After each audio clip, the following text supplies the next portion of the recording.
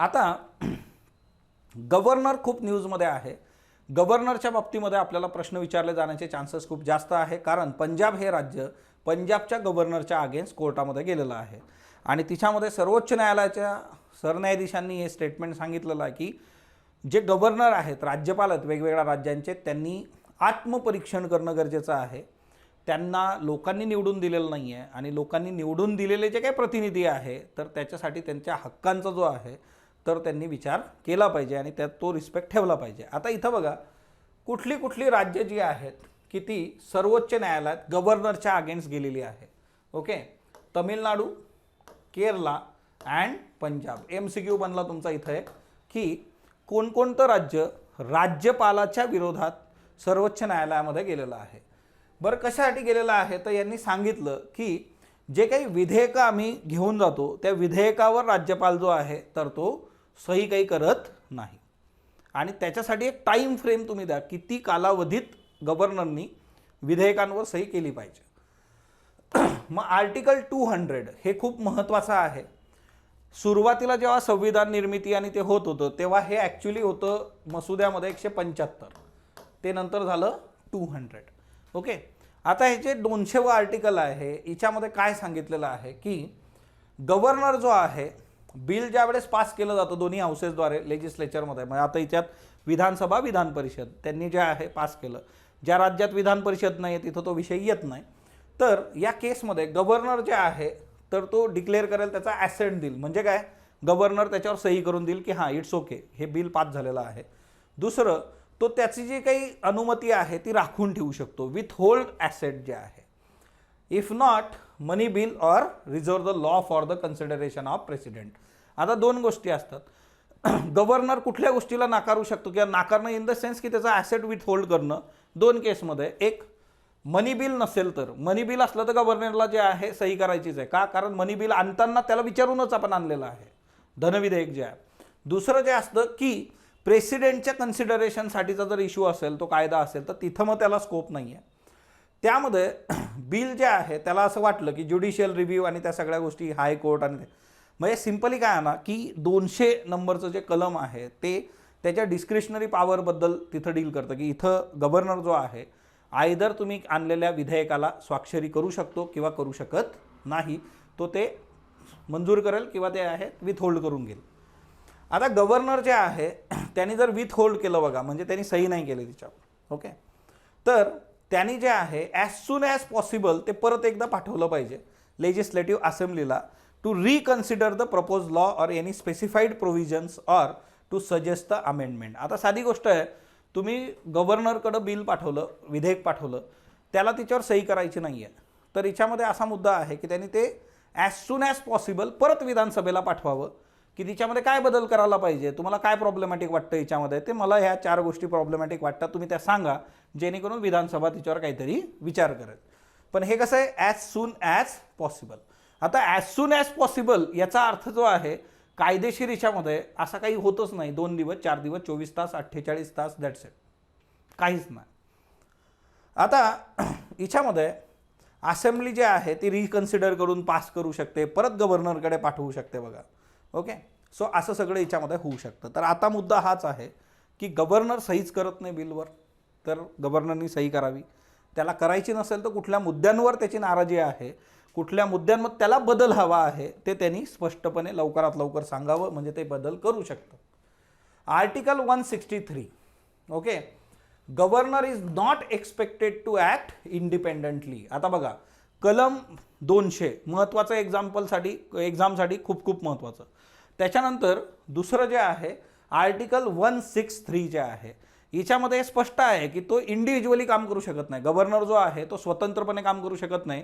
गव्हर्नरला काम करताना जे आहे लोकांनी निवडून दिलेलं जे आहे काउन्सिल ऑफ मिनिस्टर, त्याची ॲडवाईज त्यांनी घेणं गरजेचं आहे. आता बघा, सर्वोच्च न्यायालयाने शमशेर सिंग केसमध्ये असं म्हटलं होतं की governor exercise all his powers and functions conferred on him by under the constitution on the aid and advice of council of ministers.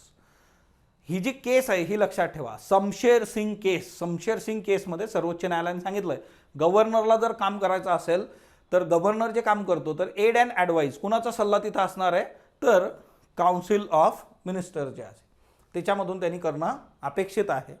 Okay. Governor is required by or under the constitution is to exercise his function in his discretion. Asset or return the bill does not involve the discretion of individuals occupying the governor's post.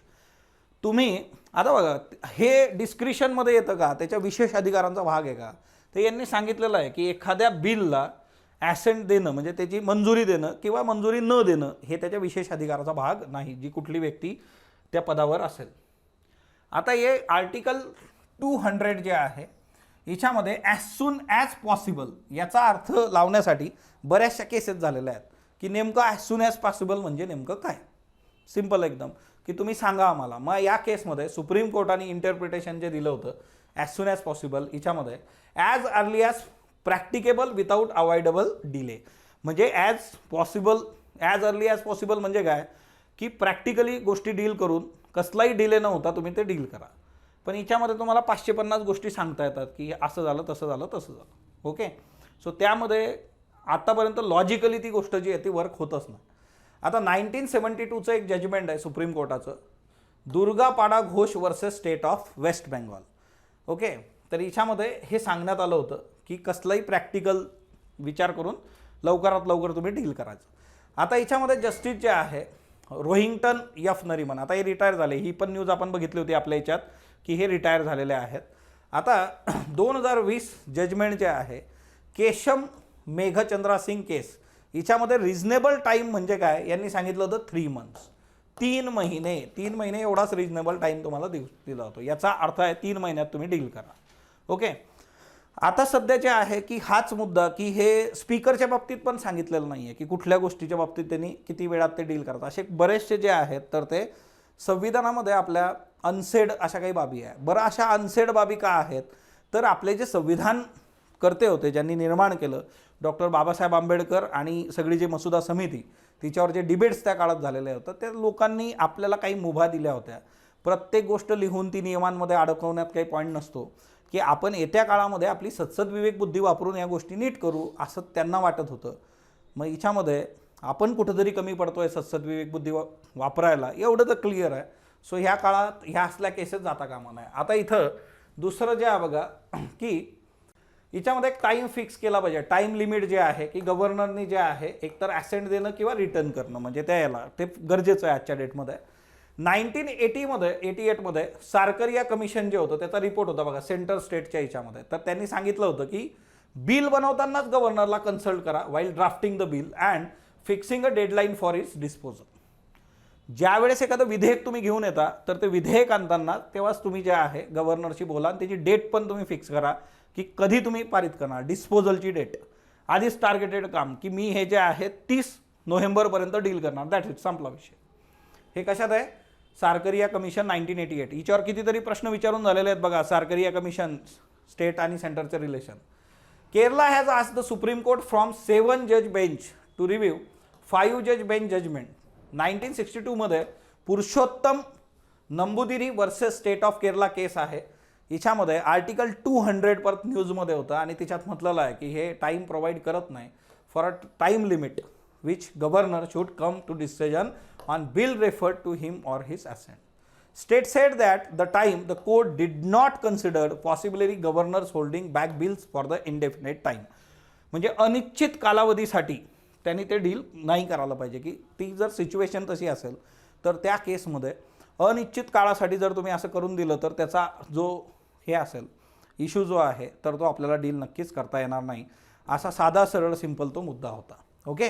So गव्हर्नरच्या बाबतीमध्ये गोष्टी खूप properly होणं आजच्या डेटमध्ये गरजेचं आहे. Article 200 article जे आहे बाकीचं जे आपण बघितलं त्याच्याबरोबरच हे केसेस जरा लक्षात ठेवा, महत्त्वाचं आहे.